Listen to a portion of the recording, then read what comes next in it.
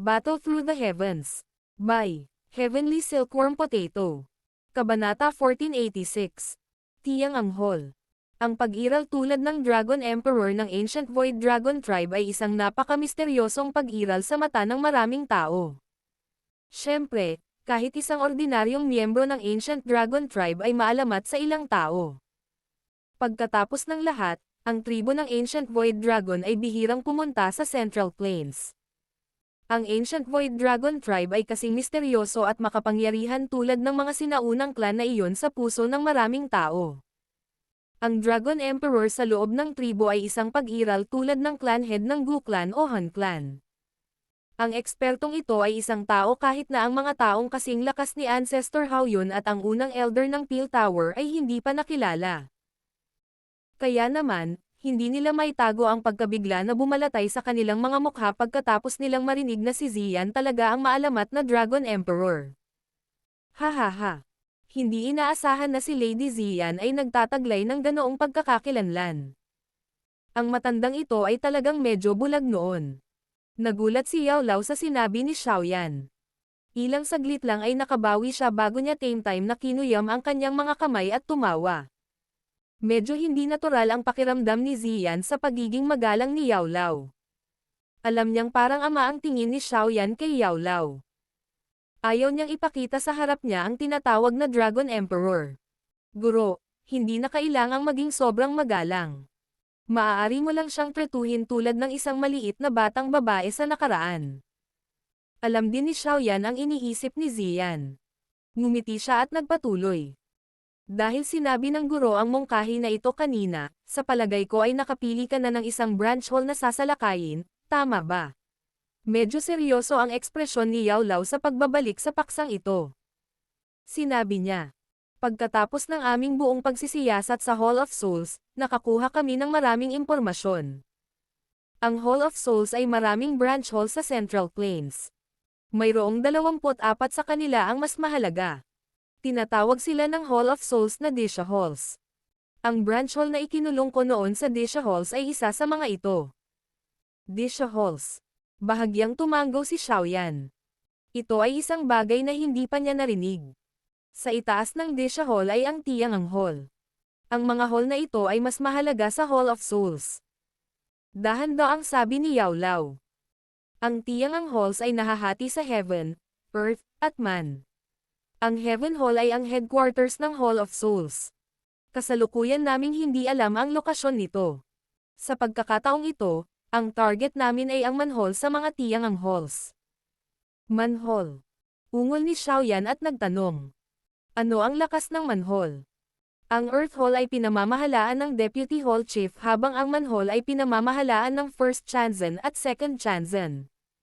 Siyempre, hindi natin dapat alisin ang posibilidad na ang Hall of Souls ay pinalakas ang mga depensa nito. Sagot ni Yao Lao. Ang Third Chanzen na iyon ay namatay sa aking mga kamay noon. Ang Second Chanzen, si Saint Guyu, ay isang mataas na antas na bansheng lamang. Hindi ko na siya kailangang katakutin kung magkita tayong muli. Mukhang maaari nating ibagsak ang manhole na ito. Mahinang ngumiti si Xiaoyan. Medyo madilim at makapal ang ngiti niya. Talagang kinasusuklaman niya ang Hall of Souls. Halos mamatay na siya sa mga bastos na ito ng maraming beses sa paglipas ng mga taon, ngunit lumaki na siya ngayon. Marahil, dapat siyang gumawa ng inisyatiba upang mangolekta ng kaunti sa lumang utang. Ipaubaya sa akin ang usaping ito ng pagsira sa manhole. Ang alyansa ay nangangailangan pa rin ng mga eksperto upang bantayan ito upang maprotektahan laban sa anumang pagtatangka ng Hall of Souls na gawin din ito sa atin. Kaya, umaasa akong bantayan ni Ancestor Haoyun at ang iba pa ang lugar na ito. Lumipat ang mga mata ni Xiaoyan kay Ancestor Haoyun at sa First Elder mula sa Peel Tower habang nagsasalita siya. Sasamahan kita. Medyo sikreto ang lokasyon ng manhole. Mahirap hanapin kahit na may mapa ang isa. Nag-alinlangan si Yao Lao bago siya nagdagdag. Sige. Nag-alinlangan si Xiaoyan nang marinig ang pahayag ni Yao Lao bago tumanggo. Nasa tabi niya si Xian, isang 4-star daw Sheng. Walang maraming eksperto sa Central Plains na maaaring magbanta sa kanila. Kahit na ang pinuno ng bulwagan ng Hall of Souls ay hindi madaling talunin si Zian at kitilin ang lahat ng kanilang buhay. Kung ganoon, lahat kayo ay dapat magpahinga ng ilang araw. Pagkatapos nito, pupunta tayo sa manhole. Hinimas ni Yao Lao ang kanyang balbas. Isang matinding kislap ang sumilay sa kanyang mga mata. Kinailangan nilang magtago ni Xiaoyan nang sila ay tinugis ng Hall of Souls. Ngayon, determinado silang itigil ang pagtatago. Paano magiging komportable ang kanilang mga puso kung hindi sila naghiganti ng 100 ulit? Tatay. Tumingin si Xiaoyan sa maliit na si Xiao Xiao, na humahakbang sa hangin habang tuwang-tuwang tumatakbo palapit sa kanya. Nagmamadali siyang humakbang at niyakap ang munting figurang iyon na lumipad. Isang bahagyang init ang kumalat mula sa kanyang puso. Tatay, nasaan si nanay? Ang malalaking itim na mata ni Little Xiao Xiao ay tumingin sa likod ni Xiaoyan. Tumingin siya sa lahat ng direksyon sa pagtatangkang hanapin si Kailin. Hahaha. Nagsasanay pa rin si nanay. Babalik siya sa maliit na Xiao Xiao kapag natapos na niya ang kanyang pagsasanay. Nakangiting paliwanag ni Xiaoyan.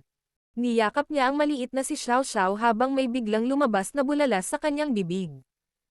Natuklasan niya na ang malawak at makapangyarihang enerhiya na random na dumadaloy sa loob ng maliit na katawan ni Xiao Xiao ay huminahon. Malabo ding damaloy at nagbago ang enerhiya ayon sa kanyang kagustuhan. Napakahusay ng talento sa pagsasanay ni Xiao Xiao. Sa loob ng kalahating taon, nakontrol na niya ang enerhiya sa loob ng kanyang katawan. Maituturing siyang isang tunay na piling tao na Daozang. Nakangiting sabi ni Yao Lao sa gilid. Daozang. Hinimas ni Xiaoyan ang maliit na ulo ni Xiao Xiao. Hindi niya sinasadyang nagpakawala ng mapait na tawa. Noon, kailangan niyang magsanay at makaranas ng maraming kahirapan para lang maabot ang klase ng Daozang. Sa huli, si Xiao Xiao ay hindi na kailangang gumawa ng anuman dahil madali niyang narating ang antas na ito. Napabuntong hininga talaga ang pag-iisip tungkol dito. Bukod dito, siya ay labis na interesado sa pill refinement. Pinaplano kong hintayin siyang tumanda ng kaunti bago ituro sa kanya ang flame mantra. Pagkatapos nito, tutulungan ko siyang maghanap ng heavenly flame at dahan-daang gawing pamilyar ito sa kanya. Ang titig na dating tinitingnan ni Yao Lao kay Xiao Xiao ay labis na nakatutuwa habang siya ay tumatawa. Masyado ka talagang nagmamahal sa kanya. Walang magawa si Xiaoyan. Iniabot niya si Xiao Xiao sa kanyang yakap sa usiserong Ziyan sa likod niya. Nagkatitigan sila habang kinuyam ni Xiaoyan ang kanyang kamay at may lumabas na bote ng jade sa loob nito. May isang patak ng gintong likido na lumulutang sa loob ng bote. Ang isang lubhang nakakatakot na ripple ay malabo na ibinubuga mula rito. Ano ito? Bahagyang nagbago ang ekspresyon ni Yao Lao nang makita ang dugo sa loob ng bote ng jade. Ramdam niya ang nakakatakot na lakas sa loob nito. Ang essence blood na naiwan ng isang eksperto na may kalahating hakbang sa Daodi class. Ngumiti si Xiaoyan. Sinulyapan niya si Yao Lao at sinabing, kung ubusin ito ng guro, posibleng mabilis mong maabot ang 1-star Daosheng class. Maingat na tinanggap ni Yao Lao ang bote ng jade. Inikat niya ang bote ng jade at pinagmasdan ito ng matagal. Medyo nag-alinlangan siya. Napakahalaga ng bagay na ito, at mas makikinabang kay Xiaoyan. Naubos ko na ang iba nito. Wala na itong magagawa kung ubusin ko itong muli. Dapat magsanay ang guro sa mga susunod na araw. Pupunta tayo sa manhole pagkatapos mong makomplito ang iyong pagsasanay, at pagkatapos ay aalisin natin ito sa Central Plains. Ngumiti si Xiaoyan. Tumalikod siya at hinayla pareho sina Ziyan at Xiao Xiao palabas ng bulwagan bago makapagbitaw ng isa pang salita si Yao Lao. Tinitigan ni Yao Lao ang likod ni Xiaoyan. Ilang sandali pa ay nagpakawala siya ng mapait na tawa. Pagkatapos nito, kinuyam niya ang bote ng jade sa kanyang kamay. Napuno ng init ang kanyang puso. Nanatili si Xiaoyan sa Falling Star Pavilion sa mga susunod na araw. Dahil walang magawa, sinimulan niyang ipasa ang ilan sa kanyang Dao skills kay Xiao Xiao. Ang kagulat-gulat na talento na kanyang ipinakita ay naging dahilan upang makaramdam ng lubos na pagkamangha si Xiaoyan sa unang pagkakataon. Malamang na siya lang ang maaaring ilarawan bilang isang tunay na henyo. Ang kanyang tinatawag na young genius na titulo noon sa Wutan City ay hindi gaanong mahalaga kung ikukumpara sa kasalukuyang Xiao Xiao. Tamang-tama na nasiyahan si Xiaoyan sa pakiramdam ng pagiging ama sa loob ng 5 araw. Ang pakiramdam na iyon ay magdudulot sa kanya paminsan-minsan na pakiramdam na siya ay tunay na nagmature. Ang kanyang kasalukuyang sarili ay hindi na ang walang ingat na malambot na kabataan mula noon. Sa halip, siya ay isang totoong higanteng pag-iral. Si Yao Lao, na nasa isang retreat, sa wakas ay nagpakita sa harap ni Xiaoyan sa ika-6 na araw. Ang umaapaw na aura ni Yao Lao ay nagpaalam kay Xiaoyan na siya ay nakalusot sa 1-star Dao Sheng class. Hindi nagulat si Xiaoyan sa tagumpay ni Yao Lao. Ipinagmamalaki ni Yao Lao ang isang magandang pundasyon. Sa kanyang naipon na lakas at sa Demon Saint Essence Blood, natural lang para sa kanya na maabot ang 1-star Dao Sheng class. Tahimik na nawala ang grupo ni Xiaoyan mula sa Falling Star Pavilion sa ikalawang araw pagkatapos makapasok ang grupo ni Yao Lao. Maliit na grupo lamang ng mga upper echelon ang nakakaalam na ang Sky Mansion Alliance ay gumaganti laban sa Hall of Souls. Ang Burial Mountain Range ay matatagpuan sa intersection sa pagitan ng kanluran at timog na rehiyon ng Central Plains. Dahil sa kalupaan nito, ang lugar na ito ay naglalaman ng lubhang siksik na mapanganib na aura. Ang maitim na aura na iyon ay may halong mabangong-bango ng bangkay dahil karamihan sa mga tao sa loob ng 500 kilometrong radius ay inilibing sa lugar na ito. Kaya naman, ang Burial Mountain Range na ito ay isang kakaibang bulubundukin na itinayo gamit ang mga libingan. Mahirap makahanap ng anumang mga figure ng tao sa ilalim ng normal na mga pangyayari. Walang sino man ang handang manatili sa isang lugar na sakop ng isang makamulto na aura. Swoosh! Ang rumaragasang tunog ng ilang hangin ay biglang lumitaw sa tahimik na kalangitan ng Burial Mountain Range. Ang mga sinag ng liwanag ay kumislap sa itaas habang ang isang pares ng mga figure ay lumitaw sa isang iglap sa tuktok ng isang bundok na malalim sa loob ng hanay ng bundok. Nakatuon ang kanilang mga mata sa pinakamalalim na bahagi ng bulubundukin. Nagkaroon ng distortion sa espasyo na nakatago sa likod ng isang malaking punong kulay abo. Ang manhole ng Tiang Anghol ay nasa pinakamalalim na bahagi ng Burial Mountain Range. Gayunpaman, naglagay sila ng spatial barrier dito. Malalaman nila ito kapag may pumasok. Itinuro ni Yao Lao ang malalim na rehiyon habang ipinaliwanag niya. Bahagyang tumanggaw si Xiaoyan. Napatingin siya kay Ziyan. Ngumiti siya at marahang iwinagayway ang kanyang manggas. Ang espasyo sa paligid ng pagbaluktot ay biglang nagbago bago ito naging isang napakalaking spatial barrier na ganap na sumasakop sa lugar. Sa pagkakataong ito, hindi na kailangang iwan ang sinumang nakaligtas. Bahagyang itinaas ni Xiaoyan ang kanyang ulo. Isang makapal na ekspresyon ang bumungad sa kanyang mukha. Hall of Souls, ang paghihiganting ito ay dumating sa wakas makalipas ang isang dekada. Hindi pa huli ang lahat, di ba? Battle Through the Heavens. Kabanata 1487. Pagpuksa sa manhole. Sa likod ng medyo baluktot na espasyo ay isang napakalaking itim na piraso ng lupa. Ang ilang siksik na kaputian ay paminsan-minsan ay sinira ang ibabaw ng lupa. Sila ay mga sirang buto na nagpahayag ng kakaibang lamig. Sa gitna ng malaking lugar na ito ay nakatayo ang isang tahimik na itim na bulwagan. Tila isang sinaunang mabangis na hayop habang gumagapang ito sa lupa. Isang napakadilim at nakakatakot na pakiramdam ay dahan-daang nag-iba-iba sa selyadong espasyong ito. Mayroong hindi mabilang, napakalaki, at magaspang na itim na tanikala na umaabot mula sa malaking itim na bulwagan. Ang mga kadena na ito ay ipinasok ng malalim sa lupa. Mayroong isang kumpol ng itim na fog na nananatili sa mga tanikala na ito. Ang hamog ay malabo na bumuo ng isang hugis ng tao. Ang ilang mga kinang paminsan-minsan ay kumikislap sa ibabaw ng mga tanikala. Sa wakas, sumugod sila sa itim na fog at naging sanhi ng paglitaw ng itim na fog na para bang mayroon itong anyo. Ang buong lugar na ito ay tila kakaibang tahimik. Nabalot ito ng kakaibang kapaligiran, na nagbigay ng isang goosebumps. Crash! Nagpatuloy ang ganoong katahimikan sa hindi kilalang tagal ng panahon bago tumayo mula sa mga tanikala ang 10 kumpol ng itim na fog. Ang itim na fog ay lumiit bago naging 10 malalamig na figure ng tao. Ang mga taong ito ay nagpapalitan ng tingin sa isa't isa bago sila lumipat at nagtipon. Tara na, oras na para isakatuparan natin ang ating misyon. Sana, makapagbalik tayo ng sapat na mga kaluluwa sa pagkakataong ito. Isang figure ng tao, na tila pinuno ng grupong ito, ang nagsalita sa paos na boses. Hihihi. Ang grupo ng matandang demonyong si Liu ay naglunsad ng palihim na pag-atake laban sa ilang lungsod na kabilang sa Sky Mansion noon. Hindi lamang sila nakapagbalik ng sapat na mga kaluluwa, sila ay binigyan pa ng malaking gantimpala ng First Chanzen. Sa pagkakataong ito, gagawin din natin ang dalawang lungsod ng Sky Mansion sa isang bloodbath. Tumawa ang isa sa masamang paraan. Oo, tandaan na huwag mag-iwan ng sino mang nakaligtas. Ngumiti ang pinunong iyon. Dahan-dahan siyang tumango at iwinagayway ang kamay. Isang dosenang plus figure ang naging itim na fog na nagmamadaling umalis sa hall na parang kidlat na bilis. Bang! Aalis na sana ang grupong ito ng itim na fog mula sa spatial barrier nang biglang tumahimik ang espasyo sa kanilang paligid.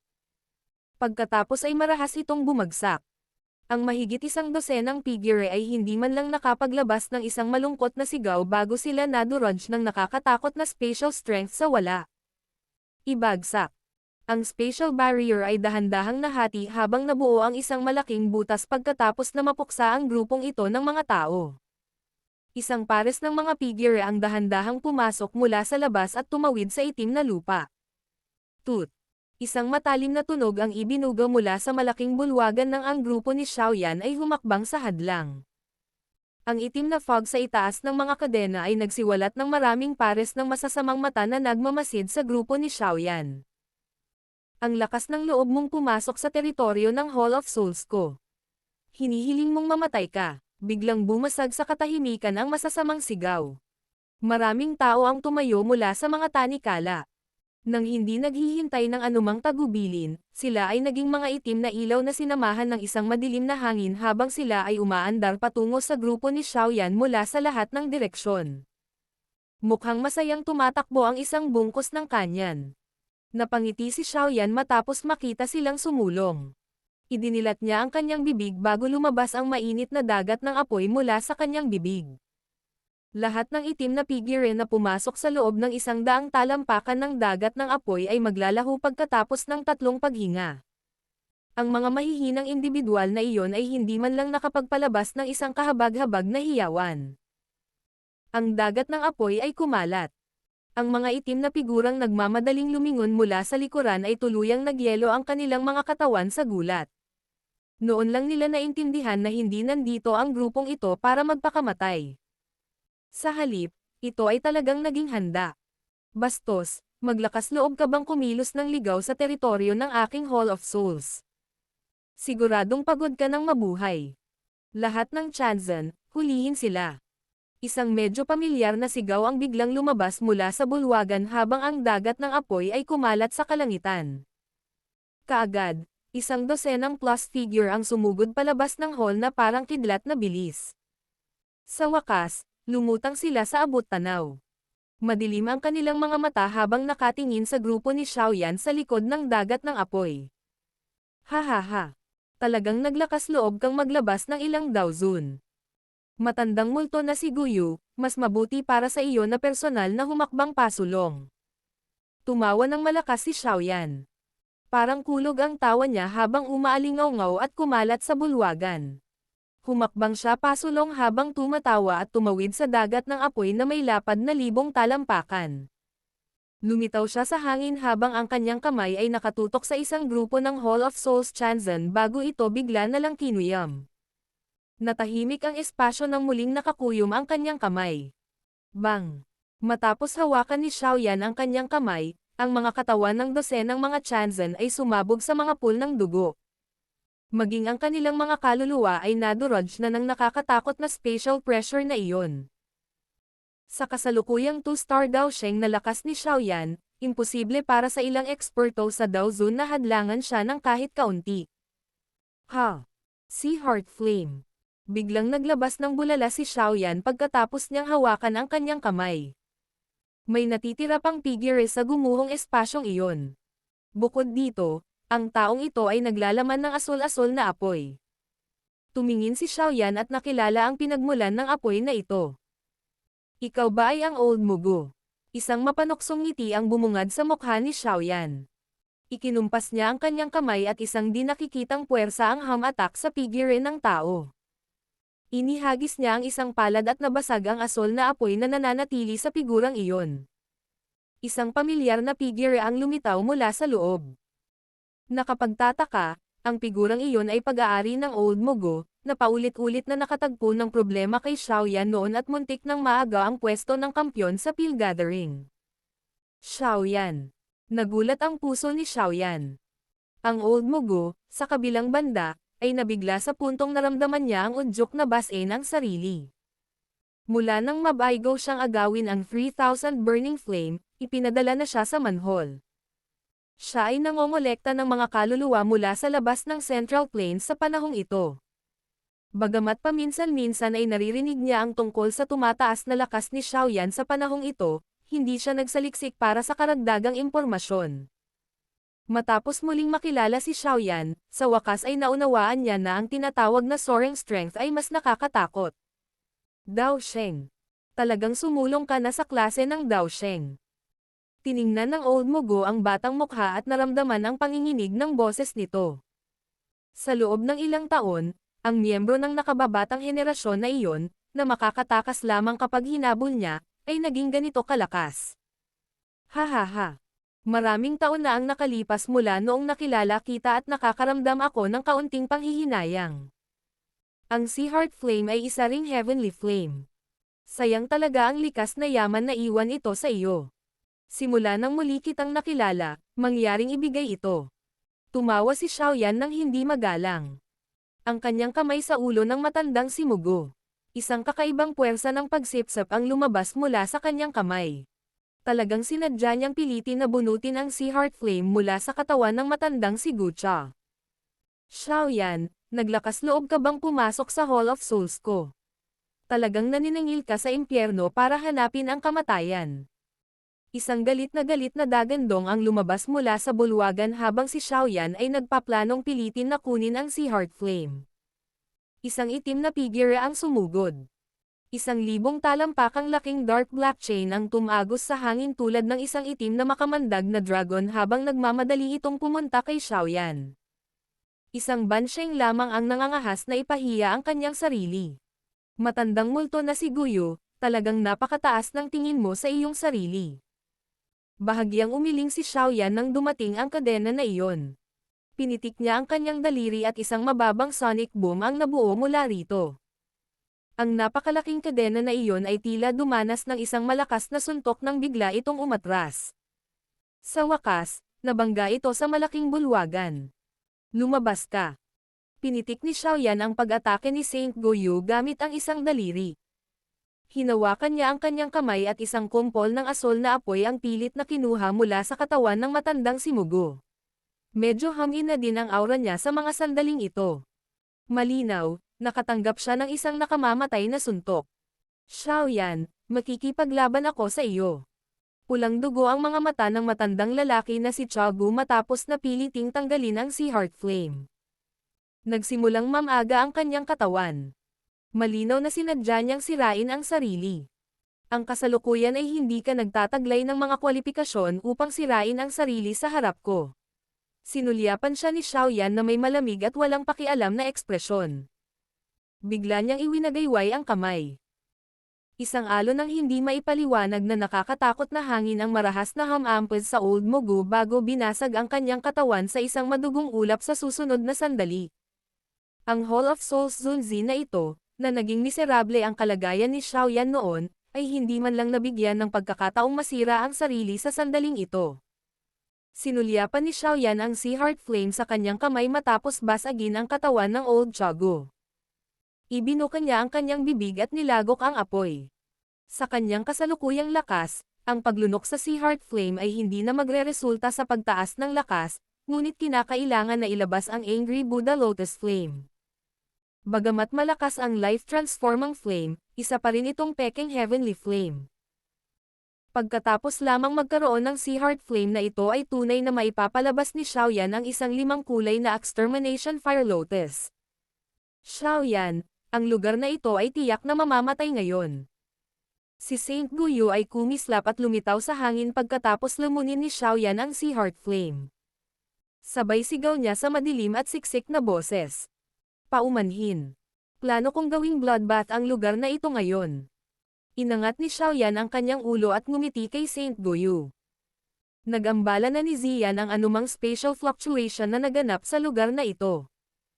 Kahit na ang mga taong ito ay nagtataglay ng spatial jade para ipatawag ang mga eksperto mula sa Han Clan, hindi nila magagamit ang mga ito. Dahil sa isang batang katulad mo, nauwi sa matinding galit si Saint Guyu matapos marinig ang mga salitang iyon. Si Xiaoyan ang unang tao sa maraming taon na nang-ahas na banggitin ang paggawa ng Hall of Souls sa isang bloodbath.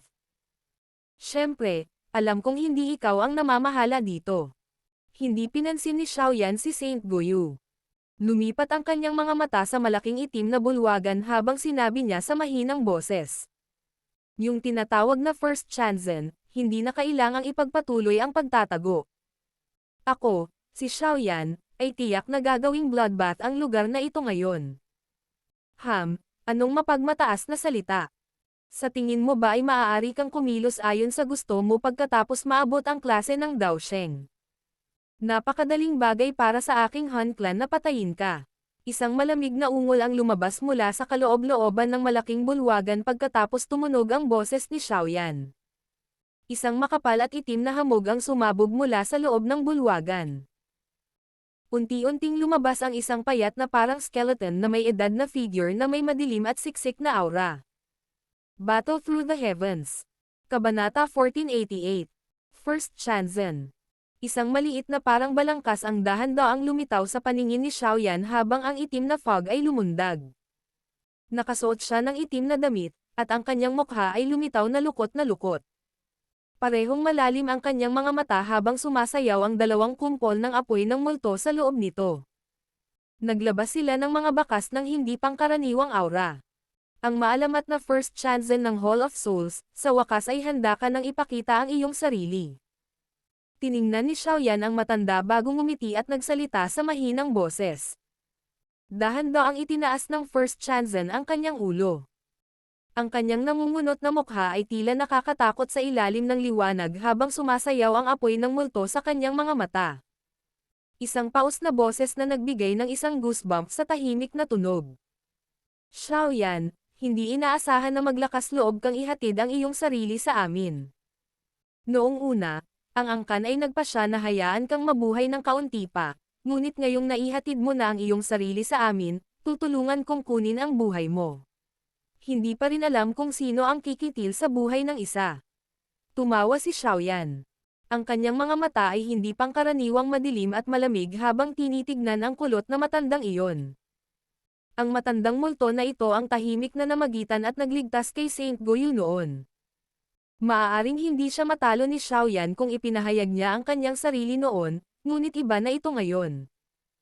Dahil sa kasalukuyang paningin ni Xiaoyan, natural na nakikita niya ang lakas ng First Chanzen. Siya ay isang intermediate 2-star Daosheng. Kaya, medyo mas malakas siya kaysa kay Xiaoyan kahit na tumaas ang lakas ni Xiaoyan. Gayunpaman, hindi naging mahirap para kay Xiaoyan na bawiin ang ganoong agwat. Big Brother, bakit kailangan mong magsalita ng napakaraming kalokohan sa batang ito? Patayin mo na lang siya at kunin ang kanyang kaluluwa. Hihihi.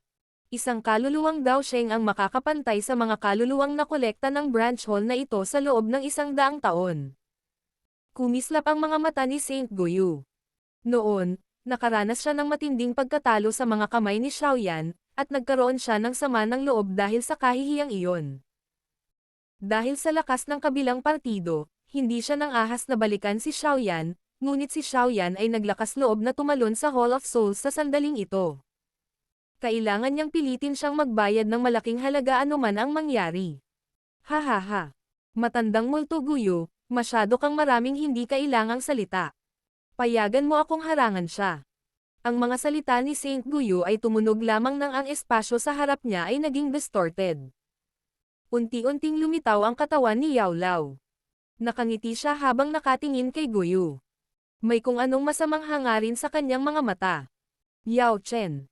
Lumubog ang mukha ni Guyu nang makita niyang lumitaw si Yao Lao sa kanyang harapan.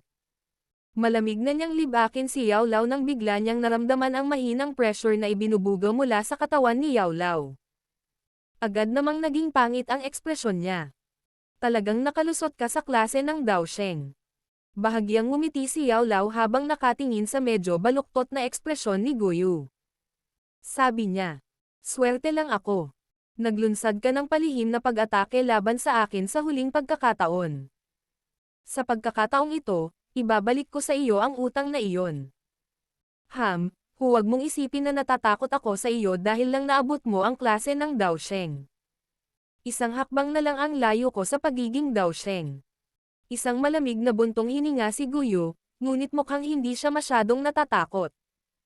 Ang lugar na ito ay ang teritoryo ng Hall of Souls. Lalakas ang kanyang lakas sa pakikipaglaban dito. Idiniin niya ang magkabilang palad niya pababa. Ang napakalaking itim na chi ay lumabas sa kanyang katawan habang ang maraming malalaking kadena sa paligid ng bulwagan ay nagsimulang manginig sa sandaling ito. Sunod-sunod na alon ng itim na Dao Chi ang lumabas bago tuluyang pumasok sa kanyang katawan. Yao Chen, titignan ko kung anong karapatan mo na pumunta sa Hall of Souls ko para maningil ng utang. Nakuha ka ng Hall of Souls ko sa huling pagkakataon. Sa pagkakataong ito, siguradong huhulihin at ikukulong ulit kita. Isang itim na singaw ang umusbong. Si Guyu ay tila isang demonyong Diyos na bumaba sa lugar ito. Inangat niya ang kanyang ulo at umungol sa langit. Pagkatapos nito, isang tunog ng klangklang ang maririnig. Ang itim na fog ay naglalaman ng maraming itim na kadena. Sinabayan sila ng matalim na sigaw habang sumusugod sila kay Yao Lao. Ang momentum na iyon ay tila lubhang nakakatakot. Bahagyang natawa si Yao Lao nang makita ang pag-ataking ito, ngunit hindi siya umatras. Sumabog ang Dao Chi at nag-transform siya sa isang kidlat na bumangga kay Guyu. Tumigil din si Xiaoyan sa pagbigkas ng anumang hindi kinakailangang salita sa First Chanzen habang nakikipagpalitan ng suntok si Yao Lao kay Guyu. Nilaybot ng kanyang mga mata ang mga eksperto mula sa Hall of Souls sa paligid niya bago niya ibinaling ang kanyang ulo sa grupo ng Little Fairy Doctor sa di kalayuan. Tumawa siya. Ipapaubaya ko sa iyo ang iba. Bagamat ang manhole na ito ay mahigpit na binabantayan na may maraming Chanzen na naroroon, ang Little Fairy Doctor at si Qing Lin ay maaaring labanan ang isang eksperto na si Ban Sheng sa kanilang kasalukuyang lakas. Natural, hindi sila natatakot sa numerong superioridad ng kabilang partido. Kung isasama ng isa ang triple Jade Green Snake Flower pupils ni Qing Lin, mahirap hulaan kung sino lang ang makakakuha ng bentahe ng numerical superiority sa laban. Medyo naging malamig ang ekspresyon ng First Chanzen nang makitang sumiklab ang mga labanang ito. Ang mga kamay sa ilalim ng kanyang manggas ay nagsimulang mabilis na bumuo ng isang selyo. Chi-chi. Nag-iba-iba ang espasyo sa paligid ng Xiaoyan pagkatapos mabuo ang selyo. Maraming puting figure ang bumungad sa mga mata ni Xiaoyan. Ang nakapalibot na espasyo ay biglang napuno ng maraming matutulis na puting buto na tumutusok patungo sa kanya ng parang kidlat na bilis. Laro lang ng bata. Ngumisi lang si Xiaoyan nang makita niya ang bilis ng kidlat ng mga tumutusok na buto. Dahan-dahan niyang iwinagayway ang kanyang manggas nang lumabas ang malakas na apoy mula sa kanyang katawan. Isang nakakatakot na temperatura ang natunaw sa mga tumutusok na buto sa isang iglap. Bone Emperor Piercing Sky. Nagkalat ang mga butas na buto at isang hindi pangkaraniwang malamig na sigaw ang biglang tumunog. Ang espasyo sa itaas ng ulo ni Xiaoyan ay nagmamadaling nag-iba-iba. Isang napakalaking talon ng buto na naglalaman ng kakaibang aura ang bumasag sa walang laman na espasyo. Umiling ito habang hinahampas si Xiaoyan. Swoosh! Isang kakaibang pagbabago-bago ang nakakalat matapos ang kakaibang talon ng buto na ito ay umindayog pababa. Lumipad ito patungo kay Xiaoyan na parang kidlat na bilis. Ito ay espiritual na pag-atake. Bahagyang nagulat si Xiaoyan nang maramdaman ang mahiwagang pagbabagong ito. Hindi inaasahan na ang unang Chanzen ay talagang marunong gumamit ng espiritual na pag-atake. Sa kasamaang palad, si Xiaoyan ay hindi kailanman natakot sa sinuman pagdating sa isang sagupaan sa mga tuntunin ng espiritual na pag-atake. Crack! Nakakuyom ang kamao ni Xiaoyan. Ang kanyang ekspresyon ay kalmado habang siya ay naghagis ng suntok pasulong. Walang mag-agarang paggalaw o pagbabago-bago ng Daochi.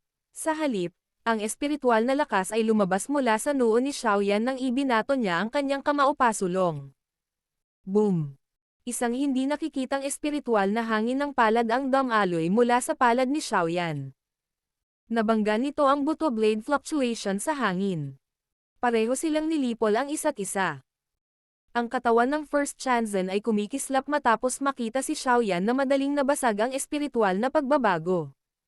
Siya ay lumitaw sa ilalim ng 1,000 talampakang malaking talam ng buto sa kalangitan.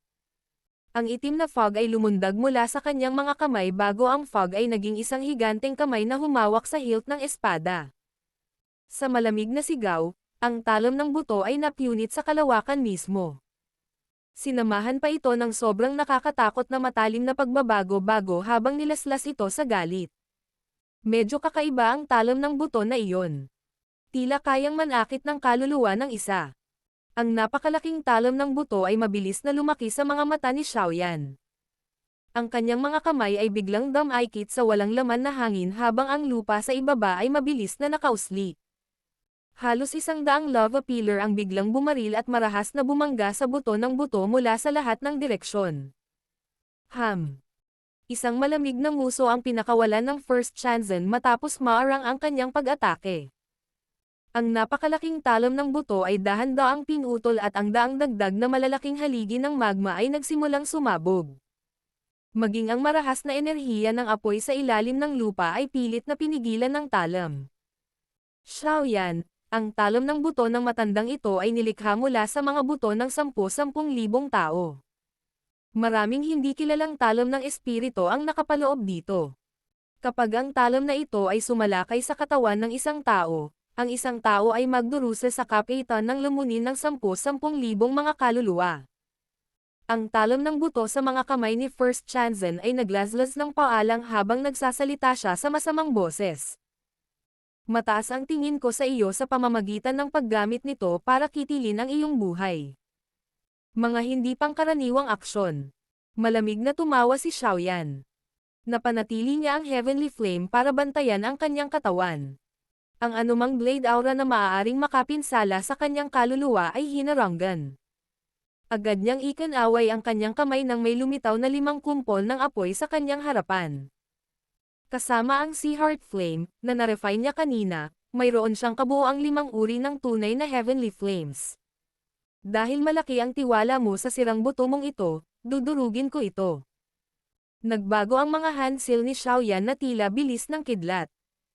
Kasunod ng kanyang pagpapalit ng mga selyo ng kamay, ang 5 kumpol ng Heavenly Flames sa kanyang harapan ay nagsimulang bumukol. Sa isang maikling sandali, sila ay naging isang lobo, leopardo, dragon, at iba pa. Napakalaking mga espiritu ng apoy. Lumutang sila sa langit at konektado sa isa't isa. Pagkatapos nito, mabilis silang nakabuo ng napakalaking flame formation. Ang 5-ring flame expelling technique. Kung ang 4 sa 5 espiritu ay nabuo ng Heavenly Flames, ang lakas nito ay maihahambing sa isang Tian class na Dao skills. Sa kasalukuyan, gumamit si Xiaoyan ng Heavenly Flame para mabuo silang lahat. Ang 5 uri ng Heavenly Flames ay nagpakawala ng 5-ring flame expelling technique sa limitasyon nito. Buzz Buzz. 5 uri ng Fire Spirit ang mabilis na nagsanib. Sila ay naging 1,000 talampakang laking singsing ng apoy sa isang kisap mata. Mabilis na umikot ang singsing ng apoy. Maging ang espasyo mismo ay ganap na gumuho sa sandaling ito, na tila mabangis na malaking itim na bibig. Ang yabang.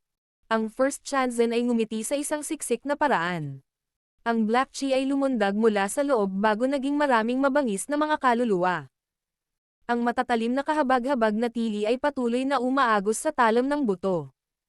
Habang ang napakaraming kaluluwang ito ay pumasok dito, ang matingkad na pulang dugo ay nagsimulang unti-unting lumitaw sa siksik at puting ibabaw ng talam ng buto. Ito ay tila isang madilim na linya ng dugo. Soul Destruction Slash. Kasunod ng kakaibang bakas ng dugo na lumitaw sa talam ng buto, isang seryosong ekspresyon ang nagsimulang tumaas sa mukha ng First Chanzen. Bigla niyang ikinaway ang kanyang kamay at isang napakalaking talam ng buto ang marahas na tumama patungo sa singsing ng apoy na nakasabit sa kalangitan. Break. Isang namumula na pulang ekspresyon ang bumungad sa mukha ng First Chanzen. Gumuho ang espasyo saan man dumaan ang talam ng buto. Ang lupa na 10,000 talampakan sa ilalim ng mga ito ay pinutol, na bumubuo ng isang malalim na libu-libong talampakan ang lapad na kanal. I rotate. Nagbago ang handsil ni Xiaoyan nang maramdaman niya ang bangis ng pag-atake ng talam ng First Chanzen. Ang singsing ng apoy ay ligaw na pinaikot. Parang may ngipin itong plato na nakatikip sa langit. Nagbuga ito ng hagong at sumugod sa sobrang bilis. Sa wakas, marahas itong bumangga sa malaking talam ng buto na iyon nang hindi sumusuko. Klang! Isang tunog na nanginginig sa lupa ang agad na sumabog sa kalawakan na nakatatak. Ang mga napakalakas na bagyo sa enerhiya ay naghiwa-hiwalay sa hindi makontrol na bilis. Ang itim na malaking bulwagan ay ganap na gumuho sa sandaling ito. Battle Through the Heavens. Kabanata 1489. Pagkatalo. Klang. Isang nakakatakot na pagbabago-bago ng enerhiya ang crazily kumalat sa kalangitan. Kahit na ang spatial barrier na sumasakop sa lugar na ito ay nayanig hanggang sa punto kung saan lumitaw ang isang matinding ripple. Isang mahinang crackline ang nagsimulang malabo na kumalat. Boom! Mabangis na yumanig ang bagyo sa puntong nagbanggaan ang dalawang pag-atake. Ang napakalaking singsing ng apoy ay napaatras habang ito ay naging mas mahina, ngunit ito ay umiikot pa rin ng napakabilis. Sa huli, tuluyan na itong nawala. Isang malaking talam ng buto ang lumipad pabalik mula sa bagyo sa sandaling mawala ang singsing ng apoy. Sa wakas ay nakarating ito sa isang bundok. Ang isang nakakatakot na puwersa ay agad na winasak ang bundok sa ganap na pagkasira. Ang talam ng buto ay mahinang nakahiga sa nabasag na bato. Malinaw na ang magkabilang partido ay hindi nakakuha ng marami mula sa hidden collision na ito. Parehong nagtamo ng ilang pinsala. Ang talam ng buto na ito ay talagang misteryoso. Ang malaking hanay ng apoy sa itaas ng ulo ni Xiaoyan ay unti-unting naglaho. Bumalik ito sa 5 kumpol ng apoy na nilamon niya. Medyo nagulat ang kanyang mga mata habang nakatingin sa siksik at puting buto. Naramdaman niya ang isang tahimik at kakaibang pagbabago bago na ibinubuga mula sa talam ng buto kapag nagkadikit. Ang ganitong uri ng ripple ay lubhang nakakapinsala sa kaluluwa ng isang tao. Kung ang kanyang heavenly flame ay hindi nagbabantay sa kanyang kaluluwa, siya ay nagdurusa. Talagang karapat-dapat kang maging isang taong naging dahilan ng paulit-ulit na pagkabigo ng Hall of Souls ko na mahuli ka. May kakayahan ka nga. Ang mga mata ng First Chanzen ay malabo na nakakuha ng karagdagang soul emna habang nakatingin kay Xiaoyan. Ikaw ay sumulong mula sa isang 1-star Daosheng hanggang sa isang 2-star Daosheng sa loob ng maikling taon. Kahit ako ay kailangan kong purihin ka dahil doon. Kung handa kang sumali sa aking Hall of Souls, ang iyong posisyon ay tiyak na hindi magiging mababa sa akin. Isang kakaibang ngiti ang ipinakita ni Xiaoyan nang marinig ang mga salitang ito. Ang relasyon sa pagitan niya at ng Hall of Souls ay umabot sa punto kung saan hindi sila mapapahinga hanggang sa mamatay ang isa, ngunit ang matandang ito ay talagang sinusubukang i-recruit siya. Ang kakaibang ekspresyon ni Xiaoyan ay nahuli ng mga mata ng First Chanzen. Naging sanhi ito ng kaunting galit ng First Chanzen sa kanyang puso. Malamig siyang tumawa. Ikaw na mayabang. Sa hinaharap, mauunawaan mo kung gaano kalakas ang angkan ng Han sa buong kontinenteng ito. Ang isang tulad mo ay parang langgam lamang. Napakadali lang para sa aking angkan ng Han na patayin ka. Ganun ba? Si Xiaoyan ay walang tiwala. Ang sulok ng kanyang bibig ay napaangat sa isang mahinang arko habang sinasabi niya. Bago ito, gayunpaman, tatapusin muna kita. Sa iyo lang. Isang kakaibang tawa na parang kwago ang lumabas sa kanyang bibig. Hinawakan ng kanyang kamay ang gulo sa ibaba at isang napakalaking talam ng buto ang lumipad pataas. Huminto ito sa harap ng First Chanzen. Gumalaw ang kanyang katawan bago tumayo sa buto ng buto. Maraming ripples ang lumitaw sa talam ng buto. Ang katawan ng First Chanzen ay dahan-dahang sumanib sa talam ng buto. Pagsama-sama ng tao at talam. Hindi sinasadyang itinaas ni Xiaoyan ang kanyang kilay nang makita ang pagsasanib na ito. Xiaoyan, nagsanay ako ng husto sa loob ng ilang daang taon upang pagsamahin ang aking katawan sa Bone Emperor Blade. Ito ang unang pagkakataon na gagamitin ko ito laban sa isang kalaban. Gagamitin ka bilang sakripisyo para sa talam. Ang napakalaking Bone Emperor Blade ay lumutang sa hangin. Lumitaw ang mukha ng unang Chanzen sa siksik at puting katawan nito. Ang hindi mabilang na maliliit na peklat ng dugo ay dahan-daang kumakalat sa talam, na tila sila ay makapal na mga daluyan ng dugo. Swoosh! Ang boses ng First Chanzen ay tumunog lamang ng yumanig ang Bone Emperor Blade. Ang pagkakaroon nito ay mabilis na naglaho. Ang bilis. Nabuhay ang pagkabigla sa puso ni Xiaoyan nang mawala ang talam ng buto. Bumabalik ang kanyang katawan bilang reflex. Ang espasyo sa harap ni Xiaoyan ay nag-iba-iba sa sandaling ginawa niya iyon. Isang matalim na talam ang biglang nalazlaz. Ang talam ay kalahating talampakan mula sa ulo ni Xiaoyan. Hihihi. Ang bilis talaga ng reaksyon mo. Isang kakaibang tawa ang pinakawalan mula sa Bone Emperor Blade matapos sumablay ang slash. Nanginginig ang talam at isang kakaibang sigaw ang biglang lumabas. Ang hindi mabilang na mga anino ng talam ay lumitaw sa isang iglap. Binalot nila si Xiaoyan sa susunod na sandali bago kumikinang ang matalim na talam na nakatutok sa mga nakamamatay na lugar sa paligid ni Xiaoyan. Six-joint body flowing ruler. Naging mataimtim ang ekspresyon ni Xiaoyan habang ang matalim na pag-atake mula sa Bone Emperor Blade ay idiniin sa kanya. Kinuyam niya ang kanyang kamay at lumitaw dito ang Heavy Zuan Ruler. Napailing ang ruler dahil maraming anino ng ruler ang bumuo ng defensive net na bumabalot sa kanyang katawan. Klang-klang. Maraming matalim na anino ng talam ang bumuhos sa mga figure ng ruler na parang bagyo, na nagdulot ng mga alon ng spark na pumutok. Ang nakapaligid na espasyo ay maghahati at bubuo ng maitim na bitek sa tuwing magsasalpukan ang mga anino ng pinuno at ang mga anino ng talam. Sizzle. Sizzle. Ang mga pag-atake ng Bone Emperor Blade ay nagsimulang umangat habang hinarap nito ang malapagong na depensa ni Xiaoyan. Ang sobrang nakakatakot na bilis ng pag-atake ay nagdulot ng matinding ekspresyon sa mga mata ni Xiaoyan. Ang pag-atake lamang na ito ay magbibigay daan sa First Chanzen na lumaban-laban sa mga advanced 2-star na ekspertong Daosheng. Kahit si Yao Ming ay mahihirapang talunin siya. Talagang misteryoso ang tinatawag na Blade at Man merger. Bang! Itinoon ni Xiaoyan ang kanyang isip habang ginagawa niya ang kanyang depensa. Isang pakiramdam ng panganib ang biglang bumangon sa loob ng kanyang puso sa isang tiyak na sandali habang ang kanyang ulo ay biglang lumingon. Boom! Isang nakakasilaw na liwanag ng talam ang puwersahang pamunit sa mga anino ng ruler sa paligid ni Xiaoyan sa sandaling lumingon ang kanyang ulo. Isang matalim na malamig na sinag ng liwanag ang tumama sa balikat ni Xiaoyan. Ang sinag ng liwanag ay nagbuga ng isang alon ng liwanag sa sandaling ito ay nakadikit sa kanyang katawan. Nahadlangan ang matalas na liwanag ng talam na iyon. Maya-maya, ang ilaw ay pilit na nahati ng isang talam habang ang Bone Emperor Blade ay walang awang tumama sa balikat ni Xiaoyan. Klang! Pumutok ang mga sparks ng tamaan si Xiaoyan, ngunit hindi umagos mula sa kanya ang sariwang dugo. Ang isang pares ng mga sirang fragment ng scale ay bumaril. Ang mga scale fragment na iyon ay nagmula sa Dragon Phoenix Ancient Armor na nakatago sa ilalim ng kanyang balat na ipinatawag niya sa kritikal na sandaling ito. Ding! Ang mabigat na pinuno sa mga kamay ni Xiaoyan ay biglang inindayog matapos siyang hampasin ng Bone Emperor Blade. Walang awa nitong hinampas ang Bone Emperor Blade at pinalipad ang talam.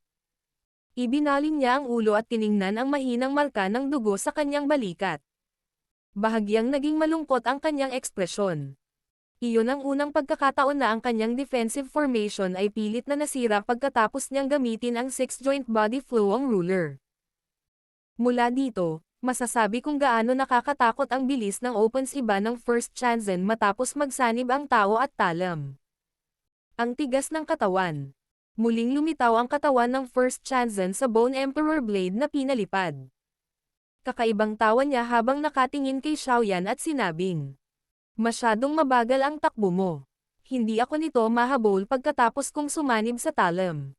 Walang ekspresyon si Xiaoyan. Marahan siyang tumango ngunit hindi itinanggi ang lakas nitong first Chanzen. Ang pag-atake lamang na ito ay maaaring hamanin ang isang advanced na 2-star Daosheng. Ang puntong ito lamang ang nagbigay daan sa first Chanzen na ipagmalaki. Ho! Isang mahabang hininga ng hangin ang dahan-daang ibinuga mula sa loob ng bibig ni Xiaoyan.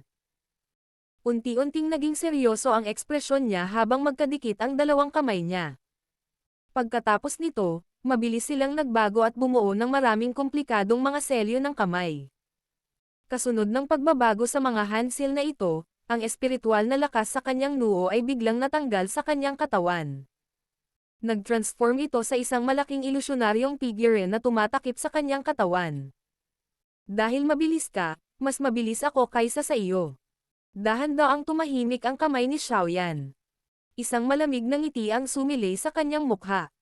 Yellow Spring Divine Anger. Mo. Gumalaw ang isip ni Xiaoyan habang dahan-daang pinalalawak ng malaking ilusyonaryong figure ang malaking bibig nito.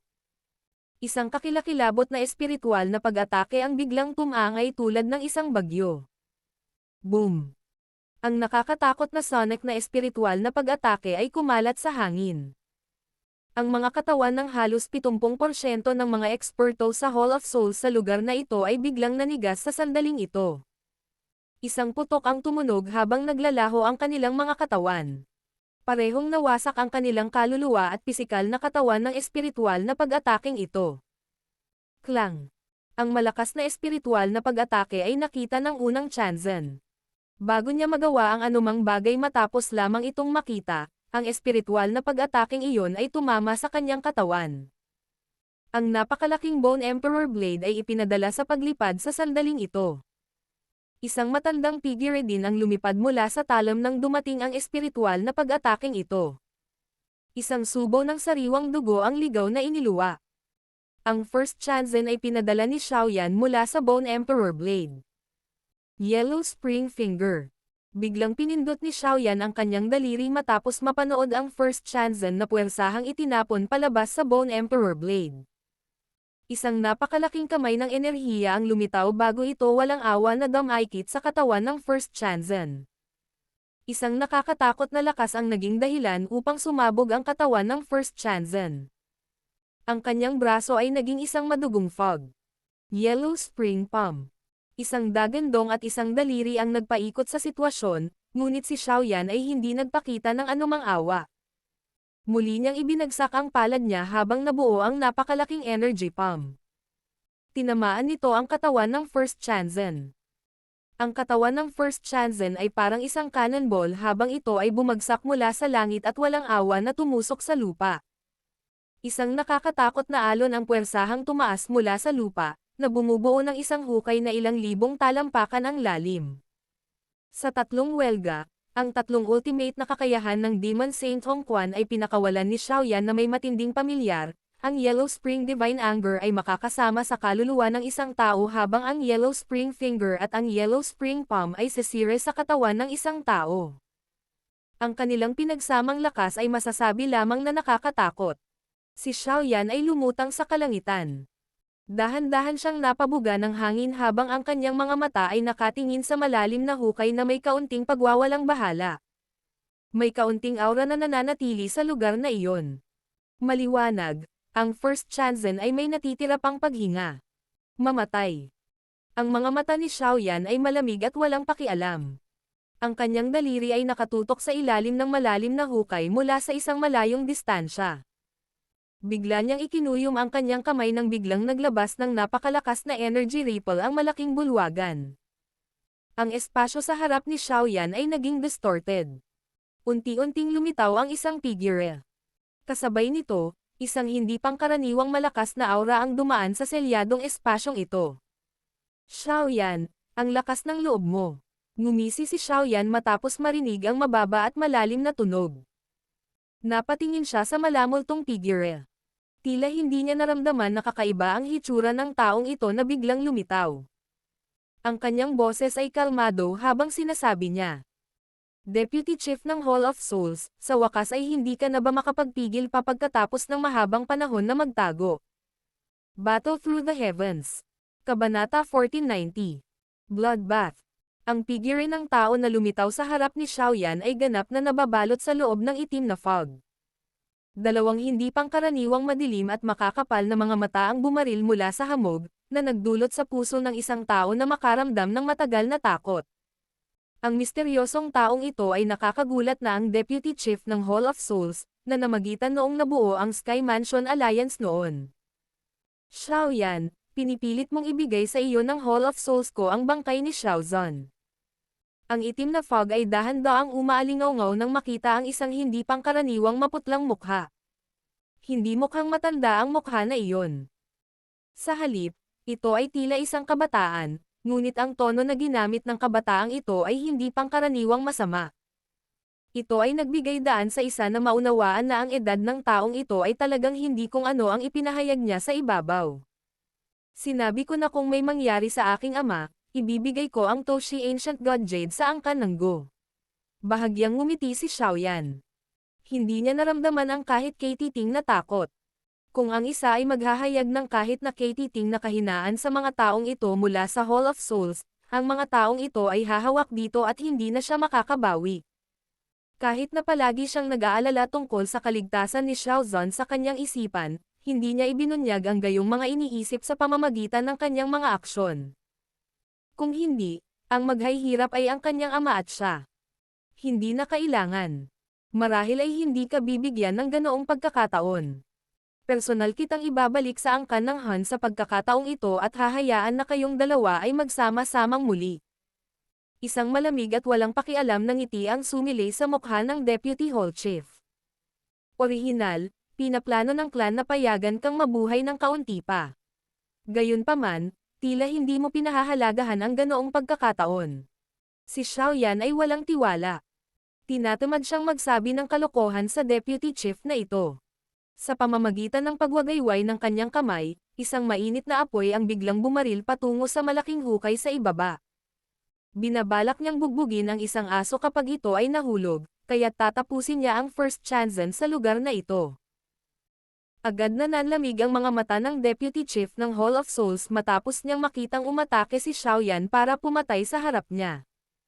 Pinitik niya ang kanyang daliri at may lumabas na itim na singaw. Ang itim na singaw ay naging itim na dragon na lumamon sa apoy. Pagkatapos nito, inabot ng kanyang malaking kamay si Xiaoyan. Ang itim na fog ay lumabas sa kanyang mga daliri sa lahat ng direksyon. Ang mga itim na fog na ito ay nag-transform sa 5 malalaking kadena na sumugod patungo kay Xiaoyan ng may kalabog. Huwag mong isipin na maaari kang kumilos ng mayabang dahil lamang sa nakalusot ka sa 2-star Daosheng class. Hindi ka man lang karapat-dapat na banggitin sa harap ko. Isang bangis ang bumungad sa mukha ng Deputy Hall Chief. Ang kanyang lakas ay isang advanced 3-star Daosheng, at siya ay mahina lamang ng kaunti kumpara sa 3 dakilang hari ng dragon mula sa 3 isla ng dragon. Ang ganitong uri ng lakas ay maaaring ganap na sirain si Xiaoyan. Gayunpaman, ang ekspresyon ni Xiaoyan ay patuloy na nananatiling kalmado nang dumating ang Deputy Chief ng Hall of Souls ng matalim na pag-atake. Hindi nilayo ni Xiaoyan na harapin ang pag-ataking ito. Sa halip, sinunggaban niya ang malaking hukay sa ibaba mula sa malayo. Isang malaking kamay ng apoy ang lumitaw sa langit at inabot ang malaking hukay sa ibaba. Naghahanap ka ng kamatayan. Naging malungkot ang mga mata ng Deputy Hall Chief nang makita niyang ganap na hindi siya pinansin ni Xiaoyan. Isang makapal na ngiti ang ibinigay niya habang ang mga itim na kadena ay nakapalibot kay Xiaoyan bago biglang humigpit. Klang-klang. Ang espasyo sa paligid ni Xiaoyan ay biglang nagiba-iba nang ang mga itim na kadena ay malapit nang magsama-sama sa kanyang paligid. Isang napakaligaw at marahas na magulong spatial na daloy ang kumalat. Isang nakakatakot na puwersa ng pagpunit ang bumasag sa mga tanikala na iyon. Sino ito? Ang biglaang intervention ay nagdulot ng pagkagulat sa Deputy Hall Chief. Ang kanyang mga mata ay nagmamadaling dumilat habang siya ay sumisigaw sa malamig na boses. Hindi ka rin karapat-dapat na banggitin sa mga mata ng Emperor na ito. Isang malamig na boses ang dahan-dahang tumunog matapos bigkasan ng Deputy Hall Chief ang mga salitang iyon. Pagkatapos ay nakita ng Deputy Hall Chief ang isang magandang well-proportioned figure na biglang lumitaw sa harap ni Xiaoyan. Nararamdaman niya ang medyo siksik na pressure na nagmumula sa figurang ito. Sino ka? Ito ay isang bagay ng aking Hall of Souls. Hindi dapat manghimasok ang mga tagalabas kung hindi ka madamay.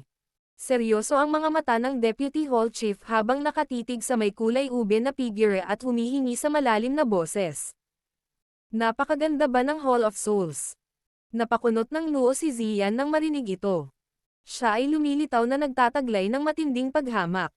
Sa panahon ng makapangyarihan at maunlad na panahon ng Ancient Void Dragon Tribe, hindi man lang sila natakot sa angkan ng Han.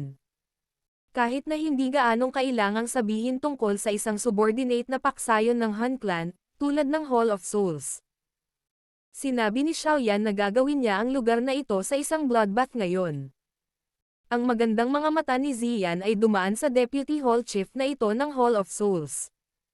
Bahagyang ngumiti siya at sinabing, "Hindi ba ayos lang kung patuloy kang magtago sa loob? Bakit kailangan mong lumabas at hanapin ang kamatayan? Ang yabang. Natatakot ako na wala kang kakayahang patayin ako." Napakapangit ng ekspresyon ng Deputy Hall Chief habang sumisigaw ito sa malamig na boses. Ito ang unang pagkakataon sa loob ng maraming taon na nakarinig siya ng ganoong halatang pagbabanta at naramdaman niyang minamaliit siya. Bagamat naramdaman niya na si Ziyan ay isang dalubhasa na umabot sa 4-star Daosheng class, maaaring hindi siya mamatay kung talagang maglalaban sila. Sinulyapan ni Xiaoyan ang Deputy Hall Chief na ito bago tuluyang hindi pinansin. Minamaniobra niya ang kanyang kamay, dahilan upang hilahin ng malaking kamay ng apoy ang First Chanzen mula sa malaki at malalim na hukay. Sa sandaling ito, ang braso ng First Chanzen ay sumabog sa isang madugong fog habang natatakpan ng sariwang dugo ang kanyang katawan. Maging ang kanyang kaluluwa ay nasugatan ng Yellow Spring Divine Anger mula kanina. Ang kanyang paningin ay naging medyo malabo dahil ang kanyang pisikal na katawan at maging ang kanyang kaluluwa ay dumanas ng matinding pinsala. Ang mga mata ni Xiaoyan ay kalmadong pinagmamasdan ang First Chanzen, na tila labis na nasugatan kaya hindi niya nagawang gumanti. Hinailan ng kanyang malaking kamay ng apoy ang First Chanzen, ngunit ang mapurol na matandang mukha na iyon ay biglang nagpakita ng panibagong bangis ng ang First Chanzen ay wala pang 100 talampakan mula sa Xiaoyan. Nagsimula ng mamaga ang kanyang katawan. Boom! Nasa kalagitnaan pa lang ang pamamaga ng katawan ng kinuyam ni Xiaoyan ang kanyang kamao ng walang ekspresyon. Walang awang dinurog ng malaking kamay ng apoy ang First Chanzen. Ang nakakatakot na puwersang ito ang naging sanhi ng pagkawatak-watak ng pisikal na katawan ng First Chanzen. Swoosh! Isang itim na ilaw ang biglang bumaril pagkatapos sumabog ang pisikal na katawan ng First Chanzen. Mabilis itong bumaril patungo sa Deputy Hall Chief ng Hall of Souls. Sinusubukang tumakas. Isang malamig na buntong hininga si Xiaoyan matapos mapansin na ang kaluluwa ng First Chanzen ay nagpaplanong tumakas. Pagdating sa ganoong eksperto, posibleng lumipat sa ibang pisikal na katawan at muling ipanganak hanggat hindi nawasak ang kaluluwa. Sa oras na iyon, siya ay magiging isang malaking banta muli. Natural, imposible para kay Xiaoyan na hayaan na lang na makatakas ang ganoong banta, kaya pinitik niya ang kanyang daliri at ang malaking kamay ng apoy ay naging isang fireweb na bumabalot sa kaluluwa ng First Chanzen. Ang lakas ng loob mo. Ang ekspresyon ng Deputy Chief ng Hall of Souls ay lumubog nang makita ang pagtatangka ni Xiaoyan na makuha ang First Chanzen. Itinaas niya ang kanyang kamay at isang itim na fog ang lumabas mula sa kanyang manggas sa lahat ng direksyon. Pinawi ng itim na fog ang araw at tumagos sa hangin habang tumatagos ito patungo kay Xiaoyan. Hindi mo magagawang umatake sa harap ng Emperor na ito. Malamig na tumawa si Ziyan nang sumalakay ang Deputy Hall Chief na ito. Ang kanyang mga kamay ay bumuo ng isang selyo na may bilis na parang kidlat at isang maitim na gintong kinang ang lumabas sa kanyang katawan. Sa isang kisap mata, ang ningning na ito ay nakabuo ng isang malaking gintong dragon. Idinilat ng dragon ang bibig at kumilos na parang isang malaking balyina na lumulunok ng tubig. Sa loob ng ilang paglanghap, Nilamon ng dragon ang itim na fog kahit na may napakalakas na katangian ng erosayon ng fog. Ang Ancient Void Dragon Tribe. Bulalas ng Deputy Chief ng Hall of Souls matapos makita ang malaking gintong dragon na ipinatawag ni Ziyan. Bumalik ka. Inabot ni Xiaoyan ang kanyang kamay matapos harangin ni Ziyan ang Deputy Hall Chief ng Hall of Souls. Ang sapot ng apoy ay bumabalot sa kaluluwa ng First Chanzen. Ang mataas na temperatura na nagmumula sa web ay naging dahilan upang ang First Chanzen ay nagpakawala ng isang malungkot na tili. Hindi nagtagal, lumipad pabalik ang kaluluwa at dumapo sa mga kamay ni Xiaoyan. Tiningnan ni Xiaoyan ang kumpol ng itim na fog sa fire web sa kanyang kamay. Ang itim na hamog ay kumulo bago napunta sa mukha ni First Chanzen. May isang walang kapantay na kasamaan na pumupuno sa mukha na iyon. Binaliwala ni Xiaoyan ang puot ng First Chanzen. Pinaliit niya ang fire barrier at bumuo ng fire jade bottle. Pagkatapos nito, nilagyan niya ito ng isang espiritual na selyo at inihagis ito sa kanyang storage ring. Dahil ang taong iyon ay ang First Chanzen ng Hall of Souls, tiyak na malalaman niya ang maraming sikreto. Posibleng makakuha ng ilang impormasyon tungkol sa motibo ng Hall of Souls sa pagtitipon ng mga kaluluwa mula sa kanyang bibig. Ito ay hindi inaasahan na maaari kang humiling sa Ancient Void Dragon Tribe na tulungan ka. Ang Deputy Hall Chief ng Hall of Souls ay hindi sinasadyang tumawa sa matinding galit matapos mapanood si Xiaoyan na tinatakan ang kaluluwa ng First Chanzen. Ang isang 4-star Dao Sheng ay maaaring ituring na isang nangungunang eksperto kahit na sa loob ng angkan ng Han. Hindi niya inaasahan na magagawa ni Xiaoyan na mag-imbita ng ganoong eksperto sa pagkakataong ito. Gayunpaman, ang aking Hall of Souls ay hindi isang lugar na ang isang kabataang tulad mo ay maaaring maging isang bloodbath dahil lamang sa gusto mo. Biglang umatras ang Deputy Hall Chief ng Hall of Souls. Kasabay nito, isang silver jade token ang lumitaw sa kanyang kamay. Nabasag niya ang token at nagsimulang mabilis na kumalat ang sobrang siksik na spatial fluctuation, ngunit natigilan siya nang makitang hindi lumitaw ang isang spatial tunnel pagkatapos masira ang spatial token. Ang spatial energy ay nagiba-iba ng ilang sandali bago dahan-daang nawala. Nagamit ko na ang magulong spatial flow para palibutan ang espasyo sa lugar na ito. Walang may lalabas na spatial ripple. Kaya, hindi ka makakatawag ng anumang reinforcements kahit na gumamit ka ng spatial jade token. Nakangiting wika ni Ziyan habang tinutuya ang Deputy Chief ng Hall of Souls, na unti-unting naging pangit ang ekspresyon. Namula ang mukha ng Deputy Hall Chief. Sa wakas ay lumubog ang kanyang puso. Sa pagkakataong ito, talagang naghanda ang grupo ni Xiaoyan. Ang Hall of Souls ay pareho kaming hinahabol ng guro ko sa loob ng napakaraming taon. Oras na para bayaran ang utang na iyon. Relax, jijibin ko ang heaven, earth, at manholes ng paisa-isa. Ang mga mata ni Xiaoyan ay puno ng madiin na pangako habang nakatingin sa Deputy Chief ng Hall of Souls at nagsalita. Xiaoyan, ang tanging pagkakamali na nagawa ng Hall of Souls ko sa mga taon na ito ay ang pagkabigong patayin ka ng maaga. Nagbigay ito ng lakas sa iyo, ngunit hindi ka dapat maging masaya. Bagamat hindi ka maaaring salakayin ng aking Han clan dahil sa kasunduan sa pagitan ng mga sinaunang clan, hindi magtatagal ang kasunduan ay hindi makakapigil sa aking Han clan. Sa oras na iyon, matutuklasan mo na ang aking Han clan ay higit pa sa iyong imahinasyon.